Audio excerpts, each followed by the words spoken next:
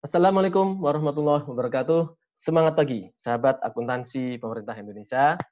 Kembali kita akan melanjutkan materi tentang akuntansi belanja beban dan transfer. Gimana rasanya tadi setelah mendapatkan guyuran air hujan berupa transaksi-transaksi belanja dan beban? Wah, makin seger kan ya? Oke, kita lanjut ke materi yang tidak kalah menarik, yaitu tentang akuntansi transfer. Apa itu transfer? Pengiriman sejumlah dana yang dalam jumlah besar dari pemerintah pusat ke daerah dalam rangka pelaksanaan desentralisasi fiskal. Oke. Sebelum lebih lanjut membedah transaksi transfer, maka ada baiknya teman-teman mengenal dulu nih, kira-kira ruang lingkup transfer daerah dan dana desa ya, itu apa sih? TKDD, biasanya kita singkat dengan TKDD, transfer ke daerah dan dana desa. Kan kalau dulu sebelum 2015 itu kita hanya mengenal transfer ke daerah. Tapi sejak adanya dana desa, maka kita tambahkan transfer ke daerah dan dana desa. Secara umum sesuai dengan PMK 50 tahun 2017, yang namanya TKDD itu kita bagi menjadi dua kelompok besar ya. Satu adalah TKD-nya, yaitu transfer ke daerah, dan yang kedua adalah dana desanya. Kalau transfer ke daerah, ini ditransfernya ke pemerintah provinsi maupun pemerintah kabupaten kota. Sementara kalau dana desa, namanya juga dana desa, jadi transfernya langsung ke desa. TKD, transfer ke daerah, itu ada 3 ya. Satu adalah dana perimbangan, kemudian yang kedua dana insentif daerah, dan yang ketiga adalah dana otsus dan keistimewaan Yogyakarta. Jadi dibagi 3 kelompok besar. Dana perimbangan, nanti isinya apa Pak? Nanti kita bedah di slide berikutnya. Ini ada istilah baru juga, dana insentif daerah. Terus ada dana otsus, keistimewaan DIY. Jadi ini ada yang umum, ini lebih yang berprestasi, ini lebih khusus lagi. Gitu ya. Nah, sekarang kita lihat dulu. Apa yang dimaksud dengan dana perimbangan? Itu adalah dana untuk apa sih? Untuk mengurangi horizontal imbalances ya, kesenjangan horizontal ataupun vertical imbalances, kesenjangan vertikal. Ya. Oke. Dana perimbangan kita bagi menjadi 2, dana transfer umum dan dana transfer khusus. Kalau umum, ini maksudnya ke DAU. DAU ini tujuannya adalah untuk mengurangi kesenjangan antar daerah, itu kesenjangan horizontal. Tapi kalau DBH, ini adalah untuk mengurangi kesenjangan antara daerah dengan pusat. Makanya proporsi bagi hasil pemerintah daerah sekarang lebih besar dibandingkan dengan sebelum dulu era desentralisasi fiskal tahun 2001. Ya. Kalau dana alokasi umum, ini biasanya berkaitan sama kapasitas fiskal di daerah tersebut. Jadi kemampuan fiskalnya seperti apa. Jadi dengan memperhitungkan APBD-nya, memperhitungkan jumlah penduduk yang miskin, memperhitungkan luas daerahnya dan lain sebagainya. Nanti ada rumusnya sehingga menghasilkan sebuah formula tertentu. Oh, daerah ini misalkan mendapatkan DAU berapa miliar. Ya.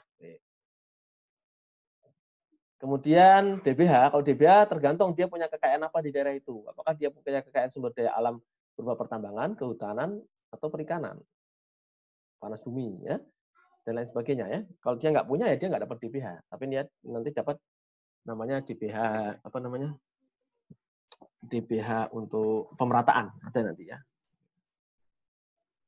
Nah, khusus dana transfer khusus bagi dua ya, DAK fisik sama DAK non fisik. Kalau DAK fisik berarti DAK yang untuk pembangunan aset tetap ya. Kalau ini di luar itu. Jadi ini terkait dengan belanja modalnya daerah tersebut. Kalau ini tidak terkait dengan belanja modal. Oke. Nah, kita lebih lanjut lagi setelah dana perimbangan tadi terbagi menjadi dua ya. Ada transfer umum sama transfer khusus. Sekarang di DBH itu juga ada dua ya. Ini transfer pajak, pendapatan pajak, dan pendapatan SDA. Maksudnya SDA adalah ini pendapatan PNBP SDA. Jadi dibagi hasilkan baik pajak maupun PNBP. Kalau hibah enggak. Kalau hibah kan nanti ada hibah ke daerah dan lagi ya. Pajak terbagi yang dihasilkan apa sih? Jadi tidak semua jenis pajak dibagi hasilkan. Yang dibagi hasilkan adalah PBB ya. Kemudian PPh pasal 21, PPh karyawan dan PPh wajib pajak orang pribadi dalam negeri. Jadi Kalau wajib pajak badan nggak dibagi hasilkan.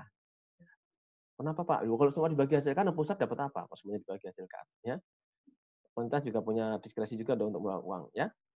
Dan ada cukai hasil tembakau. Jadi 3 ini yang masuk kelompok pajak. Kemudian untuk PNBP SDA yang dibagi hasilkan ada 5 kelompok ya, PNBP migas, PNBP dari perikanan, PNBP kehutanan, mineral batubara dan panas bumi. Ya. Jadi baik pajak maupun PNBP sama-sama dibagi hasilkan. Ini sesuai ketentuan PMK 139 2019. Nah, kita sekarang hanya fokus ke sini ya, ke ini dulu. Dana bagi hasil dan dana alokasi umum kan ya.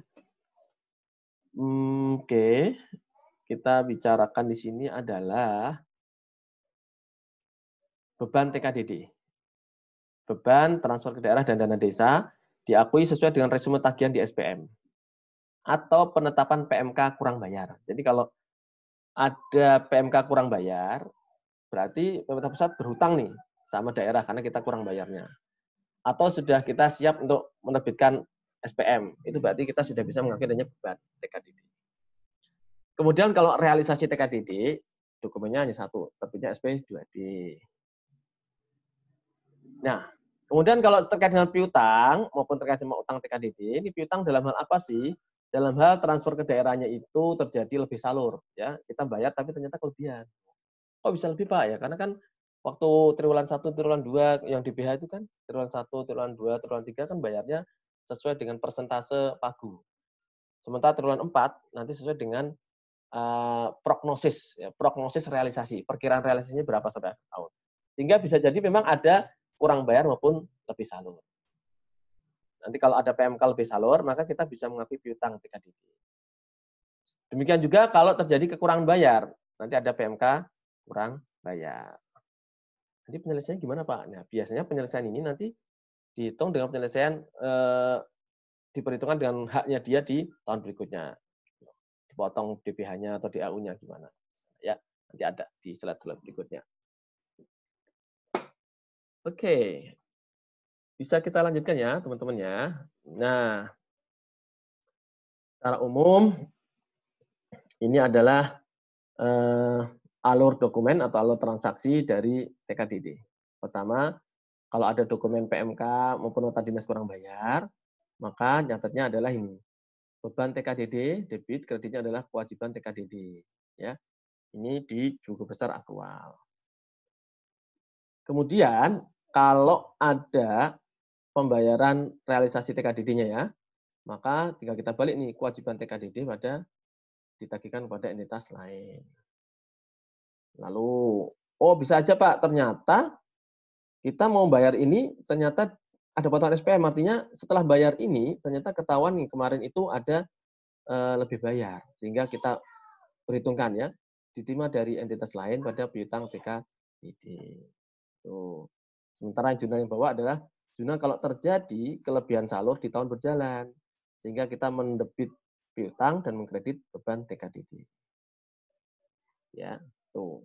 Sudah lebih bayar atau kurang bayar. Jelas sampai sini ya, teman-teman ya. Nah, sekarang lebih lanjut konsep umum tentang pengakuan beban ya. Beban transfer diakui kapan? Ketika resume tagihannya sudah diverifikasi oleh KPA BUN, oleh KPA yang ada di Ditjen Perbendaharaan, Ditjen Perimbangan Keuangan ya. Itu ketika ada verifikasi itu, kemudian dicatat sebesar apa? Sebesar nilai nominal ya yang ada di dokumen SPM atau SPP ini ya.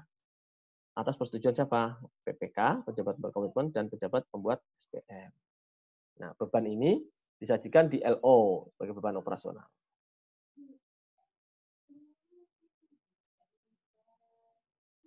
Nah, gimana jurnalnya? Nah, ini. Beban transfer ke daerah dan dana desa, kreditnya adalah TKDD yang masih harus dibayar. Ini dalam hal sudah terbit SPM-nya ya. Kemudian ketika terbit SP2D, maka tinggal kita balik nih. TKDD masih dibayar, masuknya ke sini debit. Kreditnya adalah, nah, kreditnya kan harusnya ditagihkan ke entitas lain, tapi di PMK ini nyebutnya transaksi antar entitas. Sebenarnya maknanya sama ya, karena di DEL maupun di DIGEL itu merupakan transaksi antar entitas. Sehingga kalau kita pakai istilah PMK 212, ini transaksi antar entitas bisa langsung kita tulis dengan ditagihkan ke entitas lain. Kalau ini ada, berarti di buku besar kas juga ada TKDD pada ditagihkan ke entitas lain. Gampang ya pembayarannya gitu. Kemudian kalau ternyata ini Pak ada pengembalian Pak, kita lebih salah terus dia langsung menyadari itu langsung dia bayar. Maka kita balik aja, ini transaksi antar entitasnya kita ganti dengan detail, diterima dari entitas lain ya. Ini juga ya. Oke. Kreditnya adalah beban transfer ke daerah. Oke, yang ini TKDD-nya di kredit. Ini kalau pengembalian tahun anggaran berjalan.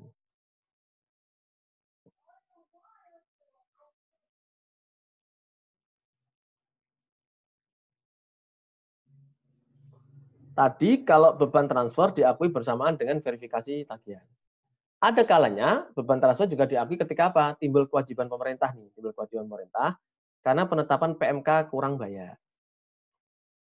Yang misalkan di akhir tahun ini ternyata ketahuan nih kita kurang bayar daerah di BH Migas ya, di beberapa daerah. Kita ngakui nih adanya kewajiban TKDD ya, sebesar nilai nominal yang ada di PMK. Oke, jadi kewajibannya masuk ke neraca, bebannya masuk ke LO. Nah, ini jurnalnya ya. Kalau yang namanya PMK berarti penetapannya sudah dokumen definitif.